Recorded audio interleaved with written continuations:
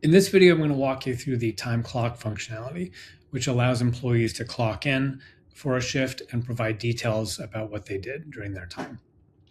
A few things to note is for an employee to use the time clock feature, they will need to have a staff account within KonstructIQ, and they will need to be invited via email so they can create their own account and log in. If you have any questions about how to do this, we have a video on staff management you can watch, or you can contact us through our support channel, and we're happy to help you there as well. Okay, so let's get started. So the first things first is to log in here to KonstructIQ.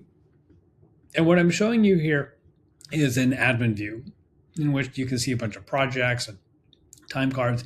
But for the most basic access user, for the most part, all they'll see is this clock in button. And so when they click clock in, they will see a few things. Number one, a little window will pop up showing the time, the status that they're clocked out, and they can select a job type.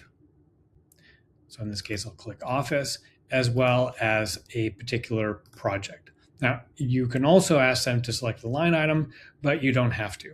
And all of this is configurable. And I'll show you that if I have time at the end. So let's clock in here.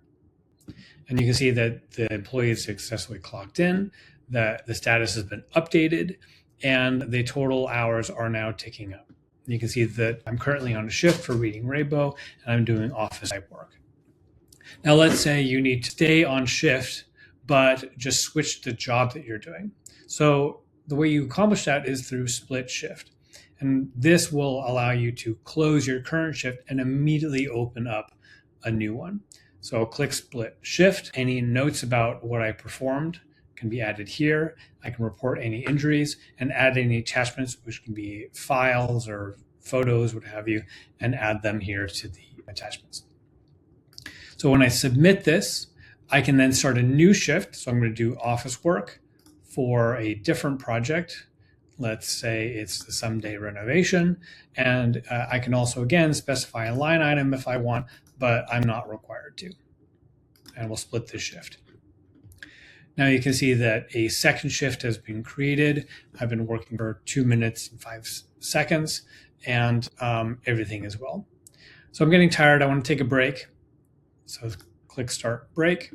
And when the employee selects this option, they can choose from one of a few different preset options. Now, you as the admin can choose specifying which one of these is a paid break versus an unpaid break. I'll show you that in just a moment. So in this case, I'm going to take a lunch. I'm going to start my break. I've been now shifted to being on break, and my break time has now started to increase. All right, I'm done on my break. I can end my break, and I can see that that break has now been recorded here. All right, after 3 minutes and 7 seconds, I'm done for the day. I'm going to clock out. And again, I can specify notes about the end of the shift, injuries, and attachments. Okay, so that shows how to use the time card. Now, within the People's tab, I can see that there's a time card here.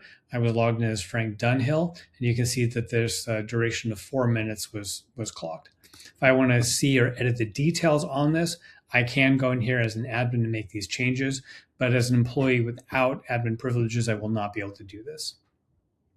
Okay. And last and certainly not least is in the settings, is you can change how this performs. So you can specify whether or not to require a job type, project, or budget line item, and that's entirely up to you. And these operate independently. You can also specify which breaks are paid or unpaid, specify the length, duration, and frequency. If you want to toggle visibility, you can turn those on and off here with this eye icon. All right, that should do it. If you have any questions, you can reach out to us. Thanks so much. Bye-bye.